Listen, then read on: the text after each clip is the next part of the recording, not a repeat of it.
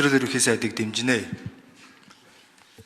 Залуу хүн дэвшилт үзэл санаатай боловсролтой туршлагатай стасаа бас арай илүү өөр байх гэсэн өндөр хүлээлттэй байгаа. Их найдаж байгаа. Тийм учраас дэмжинэ.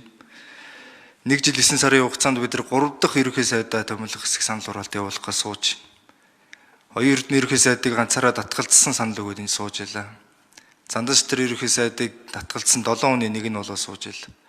2 эрдэнэ ерөнхий сайд бол худал хуурмгаар засагласан айдсаар засаглах гэж оролдсон. Тийм учраас эсэргүүцэж ирсэн. Зандаш тэр даргыг дараа нь намын дарга биш байсан учраас дэмжээгүй. Намын дарга биш учраас парламент дахь олонхын бүлэгтэйгээ ажиллах бодит боломж нь бага байсан. Тийм учраас доктортой байх дээр хамаг энерги зарцуулаад том ажлуудаа ерөөсөө хийхгүй байсан.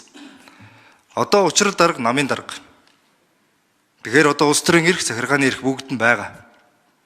Тэгэхээр хариуцлагаа үүрээд цогтой золбоотой зөрөгтэй ажиллана гэж итгэж найдаж байгаа учраас дэмжиж байгаа. Тэгэхээр одоо дарга жоохон зөрөгтэй тодорхой баймаар байна. Дэмжмээр байна. Дэд сайдгүй явна гэж шууд хэлчмээр байна.